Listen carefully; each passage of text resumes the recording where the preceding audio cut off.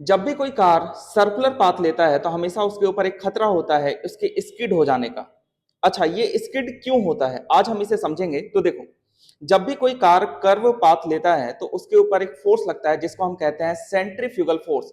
और ये centrifugal force हमेशा आउटवर्ड डायरेक्शन में लगता है। तो आउटवर्ड डायरेक्शन में लगने की वजह से वह कार को बाहर की तरफ सेंटर से बाहर की तरफ ढकेलना चाहता है। लेकिन इसी समय पर फ्रिक्शन फोर्स भी एक्ट कर रहा होता है रोड के ऊपर, और फ्रिक्शन फोर्स अंदर की डायरेक्शन में लगता है।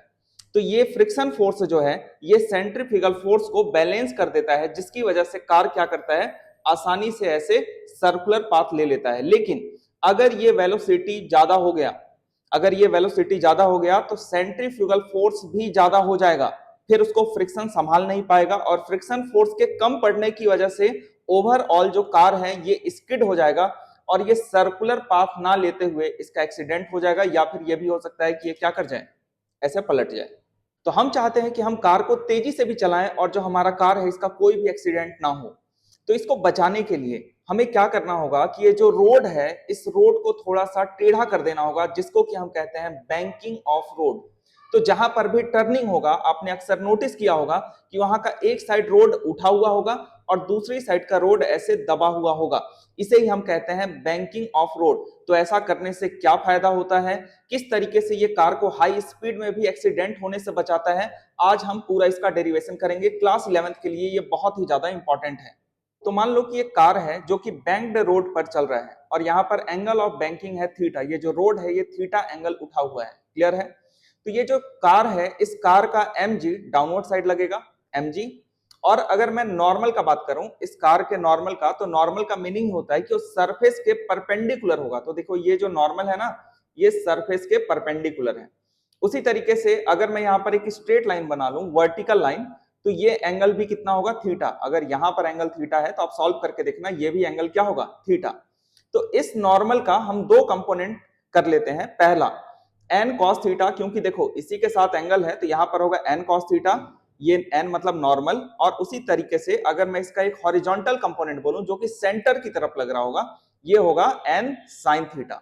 अब जब ये बैंक्ड रोड पर कार चलेगा तो कार बाहर की तरफ स्किड करना चाहेगा, लेकिन उसको रोकने का काम कौन करेगा, फ्रिक्शन। देखो फ्रिक्शन ना अंदर की तरफ ऐसे लग रहा होगा रोड में। क्लियर है। तो इसका भी अगर देखो ये थीटा है तो ये भी एंगल क्या होगा, थीटा। तो हमने इसका भी दो कंपोनेंट कर लिया। पहला एफ कॉस थीटा, जिसके साथ एंगल उसके साथ कॉस थीटा, और जिसके साथ एंगल नहीं होता उसके साथ साइन थीटा। तो हमने नॉर्मल और फ्रिक्शन सबका हमने क्या कर लिया है, कंपोनेंट। देखो भाई, ये horizontal component N sine theta and F cos theta ये दोनों सेंटर की तरफ एक्ट कर रहे होंगे, तो ये दोनों फोर्स मिल करके सेंट्रीपिटल फोर्स बन जाएंगे। क्लियर है। ये दोनों फोर्स सेंट्रीपिटल फोर्स प्रोवाइड कर रहे होंगे। इस वजह से मैं लिखूंगा, देखो दोनों एक ही डायरेक्शन में है, तो मैं लिखूंगा N sine theta plus F cos theta is equal to centripetal force. और सेंट्रीपिटल फोर्स का वैल्यू होता है M V square by R. V यहां पर वेलोसिटी है, एम मास है कार का, और आर है जिस रेडियस में कार क्या कर रहा होगा, टर्न कर रहा होगा। तो अगर मैं वर्टिकल कंपोनेंट का बात करूं तो एन कॉस थीटा को बैलेंस कर रहा होगा एम जी डाउनवर्ड डायरेक्शन में, प्लस एफ साइन थीटा। तो मैं यहां लिख सकता हूं एन कॉस थीटा ये किसके इक्वल होगा, M G plus F sine theta. और एन कॉस थीटा अगर मैं इसको इधर ले आऊं तो ये होगा minus friction sine theta is equal to M G. तो हमारे पास दो इक्वेशन आ गया। अगर मैं बात करूं मैक्सिमम स्पीड का, कि मैं चाहता हूं कार मैक्सिमम स्पीड से क्रॉस करे, तो मैक्सिमम स्पीड के टाइम पर फ्रिक्शन भी मैक्सिमम लग रहा होगा। तो मैक्सिमम फ्रिक्शन का वैल्यू होता है mu into N. What is mu, mu is coefficient of friction. Clear है। अब हम इक्वेशन नंबर 1 को और 2 को आपस में डिवाइड कर देंगे, और साथ में जहां पर भी फ्रिक्शन था मैंने वहां पर रख दिया है म्यू एन। तो देखो ये सॉल्व होकर के आ गया वी स्क्वायर मैक्स, क्योंकि वेलोसिटी मैक्सिमम है ना, मैक्सिमम फ्रिक्शन लग रहा है, अपॉन आर जी। उसके बाद हमने न्यूमरेटर और डेनोमिनेटर को डिवाइड कर दिया एन कॉस थीटा से हर बार।